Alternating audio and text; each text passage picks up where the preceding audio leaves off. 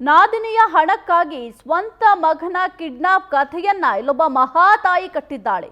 ಸಮೀನಾ ಅಂಜುಮ್ ಮಗನ ಕಿಡ್ನಾಪ್ ಅಂತ ದೂರನ್ನ ದಾಖಲು ಮಾಡಿದ್ರು.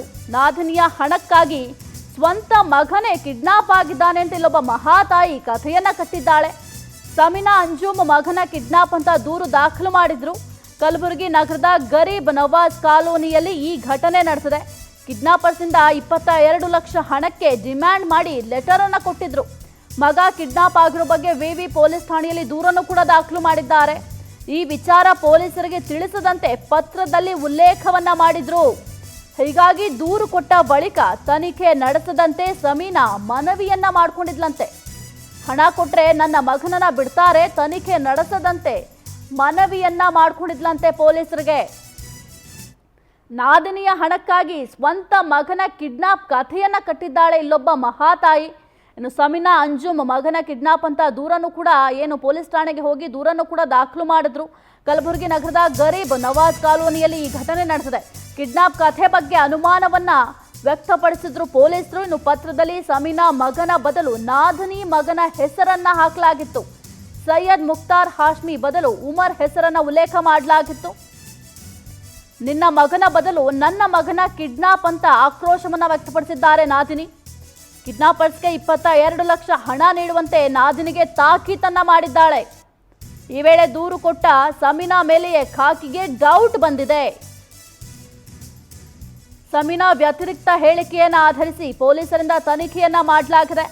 ತೀವ್ರ ವಿಚಾರಣೆ ನಡೆಸಿದಾಗ ಕಿಡ್ನಾಪ್ ರಹಸ್ಯ ಬಟಾಬಯಲಾಗಿದೆ.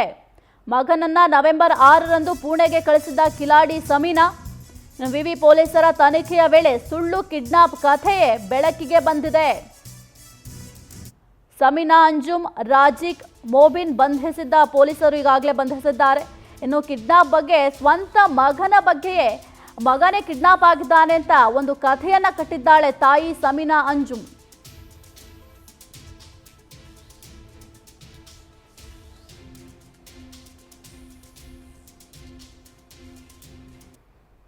ಯೂನಿವರ್ಸಿಟಿ ಪೊಲೀಸ್ ಸ್ಟೇಷನ್ ವ್ಯಾಪ್ತಿಯಲ್ಲಿ ಒಂದು ಕಿಡ್ನ್ಯಾಪ್ ಫಾರ್ ರ್ಯಾನ್ಸಮ್ ಪ್ರಕರಣ ವರದಿಯಾಗಿತ್ತು.